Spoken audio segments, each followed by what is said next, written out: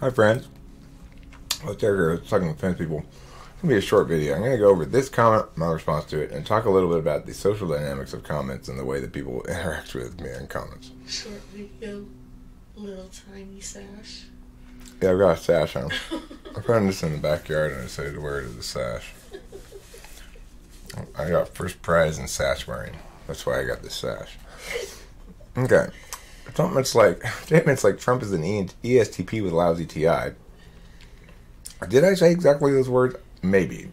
I don't know. But it doesn't sound like what I would say. But you have it in quotes. I'll take your word for it. This is an example of bad type analysis. If the analysis doesn't make sense in the context of the system, you must reject it and think harder. In fact, Trump is an ESFJ, but one with narcissistic tendencies gained from a spoiled upbringing and too much time in mass media. My response to that is, oh my God, your FE-driven, begging the question, incorrect and unsubstantiated bullshit is annoying. Also, I generally agree with your assessment of what comprises bad type analysis. I agree with that. Don't explain away deviations by going to a subtype. Don't explain away deviations by coming up with some sort of complicated story. I'm not explaining away deviations, right? This is what you're doing, Rohita. I'm saying there is a deviation here. I'm noting it. I'm not explaining it away. I'm just saying he's definitely an ESTP because these other factors, they eliminate other possibilities. People of the same type have differing degrees of intelligence. There are smarter and less smart ENTPs, smarter and less smart ESTPs. That doesn't mean they're subtypes. That doesn't mean the system's broken. It means that Trump's not such a smart ESTP. So what I say here. The problem is that's not what I did here, and I included the reality you articulate into my analysis, so you're straw manning me too. Furthermore, you, unlike me, actually are guilty of what you critique when you explain away Trump's deviation from ESFJ typicals by appealing to the particulars of his upbringing. So he's an ESFJ, but different from ESFJs because he's one with narcissistic tendencies, gained from a spoiled upbringing and too much time in mass media. But you just said the sentence before. If the analysis doesn't make sense in the context of the system, you must reject it and think harder. Well, your analysis doesn't make sense in the context of your system. That's why you're explaining away the deviations. So I guess you need to think harder. Trump is no ESFJ as per the analysis in the vid. This third slottedness of his FE is a blazing son of obviousness. So no, you aren't right, and your play of dominance is hereby failed. And that's exactly what this sort of thing is. It's a play at dominance, which I respect the fact that people play at dominance sometimes, you know. I do too. I used to play at it a lot more. I generally don't anymore. I used to make comments like that, so I feel you, you know. My comments are probably a little bit more carefully executed than that one, but the general strategy of make unsubstantiated assertions in general, straw man me, respond to arguments that are much less nuanced than the ones I'm making, and ignore evidence to the contrary of your negation. And the reason they do this is when she rolls in and positions things in like bold ass statements like that, is to assert, or Rohita, sounds like a she. The purpose of those comments is to assert dominance, right? Is to say, I'm the expert and I'm here to critique you and what you're doing. Okay, so Eric, you're doing pretty well. You got some of the ideas right, but these things are wrong.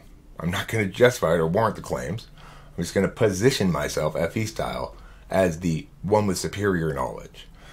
So the problem I have with these sort of comments, basically, is they make it about the person, even though they're talking about the things. They surreptitiously make it about the person. That's really what that comment is about. Rohita coming in and saying, I'm the one with superior knowledge. And she probably gleans from a lot of my tone or whatever that I think I'm the one with superior knowledge. Well, I do, but the difference being that I'm substantiating everything I'm saying. And so if you want to critique what I'm saying, fine. I'm happy to have everything I'm saying critiqued on its merits. But critique what I'm actually saying, don't straw man me. It's fine to look for areas of weakness argumentationally where you can attack, where maybe I didn't shore it up enough. But that would be trying to be helpful rather than asserting dominance. And that's not what Rohita was trying to do. They were just asserting dominance. So the thing about that is, I'd much rather deal with the ideas independently of the people. I'm not so fixated on the fact that what I'm arguing are my ideas. I know that they're mostly compiled out of things I've read various places. I don't cite shit because I don't know where I picked this up or that up or the other thing. I don't keep that much track. I mean, I do try to give credit where credit's due. If it's somebody, like, I heard it from some actual person, especially, I'll try to give credit. But the reality is, your positioning of yourself as more knowledgeable is only ever meaningful, even if you're successful in doing it. It's only meaningful insofar as you're doing argumentational work. If you're just doing the social positioning without the requisite argumentational work, then you're just, the best you can accomplish is faking it. So I don't know what Rohita's got going on. Maybe Rohita's got a million videos up on the subject, or has written books on it, or whatever. I don't know. But if it's just in his or her head, and she feels as though she's got the whole system down very well in his or her head, well then, he or she is fooling themselves. Because I know from personal experience, you don't really understand something until you've worked through all the detailed bugs and elements of it. Having general ideas that are good you can have some really great, insightful concepts, but the devil's always in the details. So it's like my concept for an engine of a debate trading card strategy game, basically. It's still not really complete in the sense that there are a couple key missing elements in the mechanism of how the gameplay would work and how it would measure things that as examples of a set rather than as particular arguments in certain instances. I don't want to go into details about why it's difficult to do, but the point is I spent a lot of time thinking about it, and I'm not 100% sure it's going to work. I need to do more devil in the details stuff, right? I've done quite a bit, but I need to do a lot more to really know whether it's going to work. And that's the thing.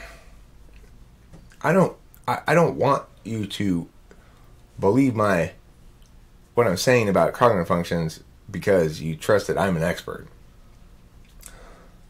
But if all you're going to do is try to assert dominance, you better have some legitimacy or expertise, because I spent a lot of time thinking and working on this shit. So if you are trying to just position, well, let's talk about the person rather than the ideas, and you're talking about this subject and being an expert at this subject, you're not going to win that battle. Would you stop it with your weird little noises? That's this dog. Why does she do this? Because she's a chihuahua.